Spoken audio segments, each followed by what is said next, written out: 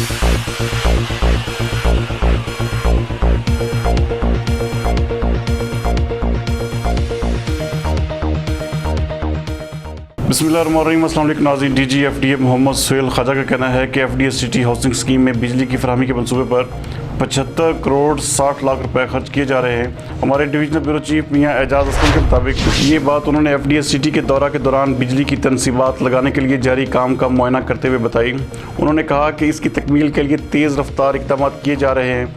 इस मौके पर additional director general Aamir Aziz, chief engineer Shahid Mahmood, project director Sohail Maqsood Panno, director town planning Ayub Gujjar, director state management Junaid Hasan Manj, deputy director admin Yasir Chattha और दीगर अफसरान भी इस मौके पर मौजूद थे।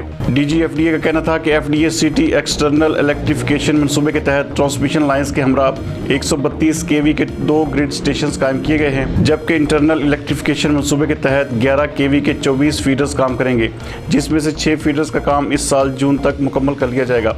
उन्होंने बताया कि ब्लॉक A और F में बिजली की फराहमी का काम अनकरीब मुकम्मल हो जाएगा, जबकि दीगर ब्लॉक्स में बिजली के मनसूबे की तेज़ रफ्तार तकमील के लिए फेस्को से मामला तय किए जा रहे हैं। उन्होंने मुतल्लिक़ अफसरान से कहा कि बिजली की तनसीबात लगाने के काम की बाकायदगी से निगरानी जारी रखें और ट्रांसफार्मर समेत तमाम तनसीबात की हिफाजत और देखभाल को यकीनी बनाया जाए।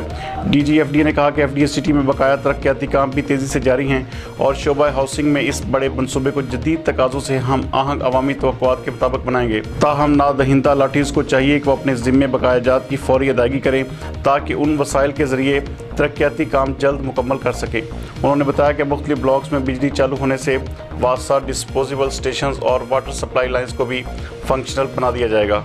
उन्होंने अपने इस अज़म का इजहार भी किया कि FDA सिटी की आबादकारी को काबिल फ़ख्र और मकीनों के लिए बासहूलत बनाया जाएगा।